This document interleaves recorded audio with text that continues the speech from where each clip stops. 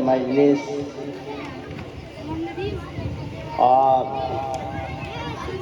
आज के ज़ी-वक़ार मेज़बान और मौजूद मेहमानान कराम, प्यारे बच्चों, आज यौम आज़ादी है। 15 अगस्त 1947 को ये मुल्क आज़ाद हुआ और इसके लिए जितनी कुर्बानियाँ मुसलमानों ने दी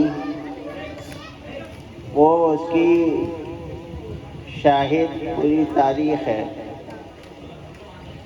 अगर उस तारीख़ को फरामोश कर दिया जाए तो इस आज़ादी का कोई मतलब नहीं रह जाता। ये आज़ादी बेमाना दिखाई देती है। आज़ाद होने का ख़ास जो एक मफ़हूम है वो ये है कि कोई ग़ुलाम है और आपने उसे आज़ाद कर दिया। और इस्लाम ने कितने ग़ुलामों को आज़ाद किया इसकी भी तारीख़ शाहिद है। लेकिन जिन ग़ुलामों को आज़ाद किया गया उन ग़ुलामों की तरबियत की गई, जहनियत और नज़रिया तैयार किया गया। भारत की बदकिस्मती यह है कि आज़ादी मिलने के साथ ही वो दो हिस्सों में तकसीम हो गया और उसके बाद जो नज़रिया कायम हुआ, जो यहाँ पर जहनियत तैयार की गई शुरू दौर से, वो नेशनलिज्म की जहनियत और नज़रिया, जबकि इस्लाम कौमियत को, इस्लाम नस्ल को, इस्लाम मुल्कों की हुदूद को और इन सब चीज़ों को कंडम करता है। इस्लाम दो तरह के लोग की तशरीह करता है, एक वो जो जालिम है और एक वो जो मजलूम है। एक वो जो नाहक है और एक वो जो हक पर है। एक वो जो झूठे हैं और एक वो जो सच्चे हैं। ये इस तरह की जितनी मारूफात हैं और जितनी अच्छाइयाँ हैं और उनके मुकाबले जो दूसरा गिरोह है जिसके यहाँ मुनकिरात है, खराबियाँ हैं और उसी की वजह है कि मुल्क के अंदर बदहाली है और बेईमानी है। आज जो हिज़्ब मुखालिफ, जो अपोजिशन जमातें बात कह रही हैं कि यहाँ महंगाई है, यहाँ बेरोज़गारी है, यहाँ पर दूसरे मसाइल हैं, लेकिन वो ये बात कहते हुए एक तरह से बेईमाना करती हैं। वो इंसाफ और ईमानदारी से काम नहीं लेती। उन्हें ये भी बताना चाहिए कि इनके मुहर्रिकात क्या हैं, इनकी वजूहात क्या हैं, आखिर ये खराबियाँ पैदा क्यों हुई। ये खराबियाँ उन्हीं चीज़ों का नतीजा है।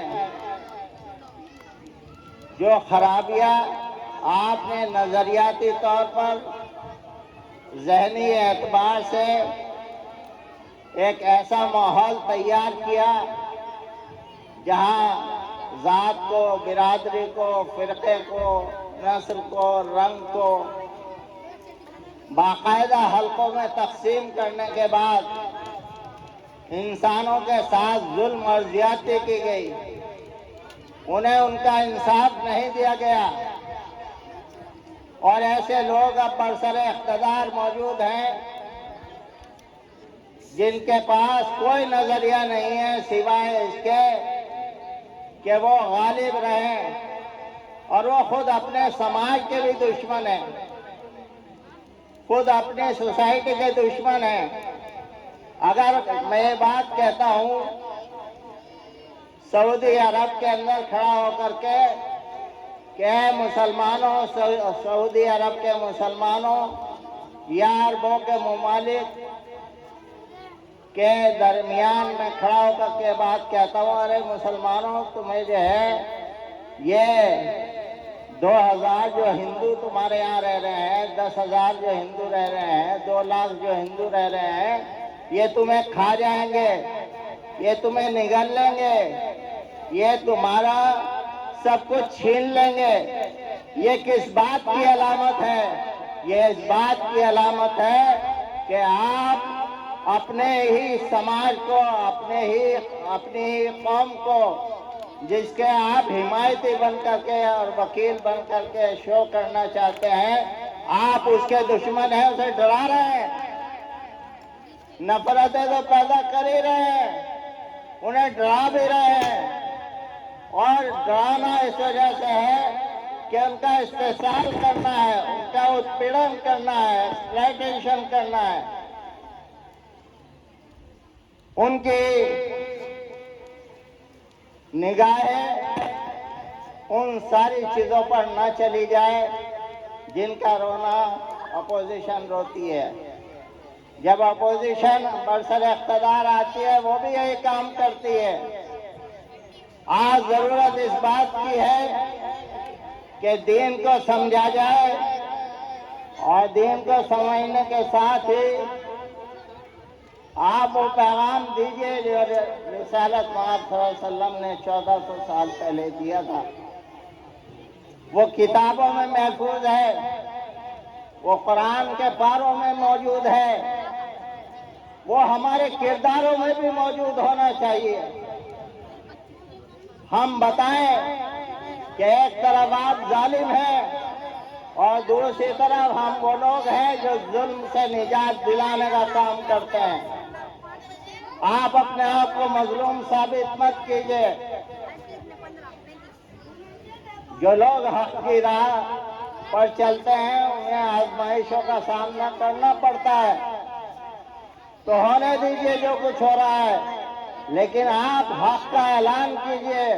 उसके लिए चाहे कितनी कुर्बानियां देनी पड़े, उन समाज, उन सोसाइटियों को, उन तबकात को, उन नस्लों को जिन पर जुल्म हो रहा है, मुसलमानों की जिम्मेदारी है कि वो उन्हें इंसाफ दिलाएं, उनके लिए लड़ाई लड़ें, उनके हुकूक की लड़ाई लड़ें और ये साबित करें कि इस्लाम इंसान की बका और सलामती की बात करता है।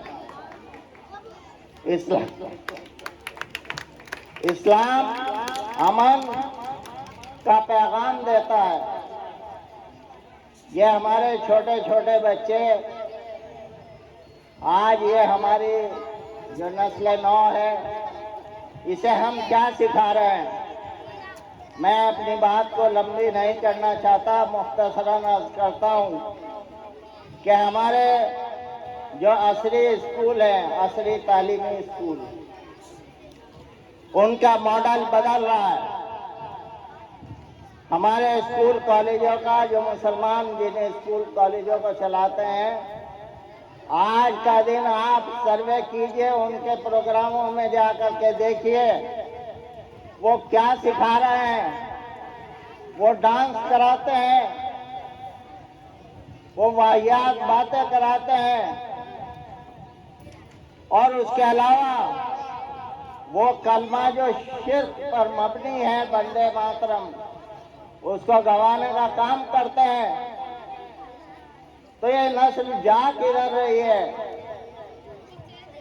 ये नस्ल जो स्कूल और कॉलेज चला रही है बहुत पुरानी नहीं है।